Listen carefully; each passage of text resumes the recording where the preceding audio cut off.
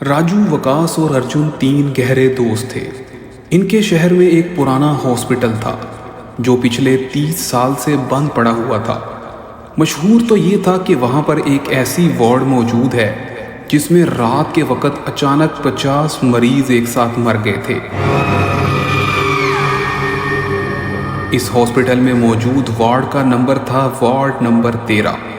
رات کے وقت لوگ وہاں پر اکثر اسپتال کے باہر کھڑکیوں سے چیخوں کی اور چلانے کی آوازیں سنتے تھے، مگر کبھی بھی کسی نے اندر جانے کی ہمت نہ کی تھی۔ ایک دن ضد میں آ کر اور جوش میں آ کر تینوں دوستوں نے فیصلہ کر لیا کہ وہ وارڈ نمبر 13 کی سچائی خود جا کر دیکھیں گے۔ انہوں نے آدھی رات کو ٹارچ اور موبائل لیا اور ہسپتال کی جانب جا پہنچے۔ اندر گھپ اندھیرا چھا چکا تھا اور دیواروں پر پرانی تصویریں لٹک رہی تھیں جن میں ڈاکٹر اور نرسیں نظر آتی تھیں، مگر جیسے ہی تصویروں کو قریب سے جا کر دیکھا تو ایسا لگتا تھا کہ جیسے ان کے چہرے مسکرا رہے ہیں، اور یہ مسکراہٹ بہت خوفناک تھی۔ رستے میں ایک پرانا سا اسٹریچر بھی نظر آیا جس پر خون کے پرانے دھبے ابھی تک موجود تھے، جو کہ دکھنے میں بالکل تازے لگتے تھے۔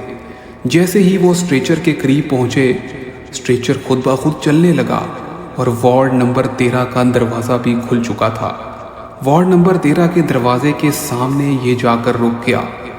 راجو نے لرزتی ہوئی آواز میں کہا، اب واپسی کر لیتے ہیں، لیکن دروازہ اچانک خود بخود کھل گیا تھا۔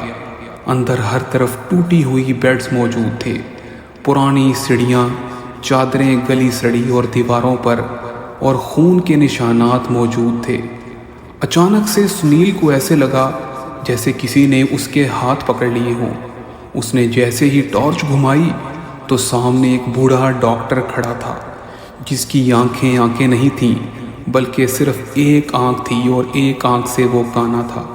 اس کے ہاتھ میں سرجری والا خونی آلہ پکڑا ہوا تھا، اور ڈاکٹر نے دھیرے سے بولا، تم دیر سے آئے ہو، لیکن میں تمہارا بھی اب آپریشن کروں گا۔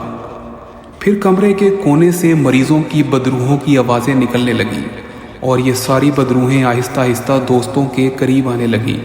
کچھ کے گلے کٹے ہوئے تھے، کچھ کے سینے پر ٹانکے موجود تھے، کچھ کے جسم جلے ہوئے تھے۔ ان سب کی آنکھیں خالی تھیں اور منہ سے چیخوں کی آوازیں آ رہی تھیں۔ دروازہ بھی اچانک سے بند ہو گیا اور بہت خوفناک چیخ کی آواز آئی۔ تینوں دوستوں کی چیخیں باہر تک سنائی دی تھیں۔ اگلی صبح ہسپتال خالی پڑا تھا، مگر وارڈ نمبر 13 کے فرش پر ایک نئی تحریر آج بھی لکھی ہوئی تھی، ہمیں تینوں مریض مل گئے ہیں۔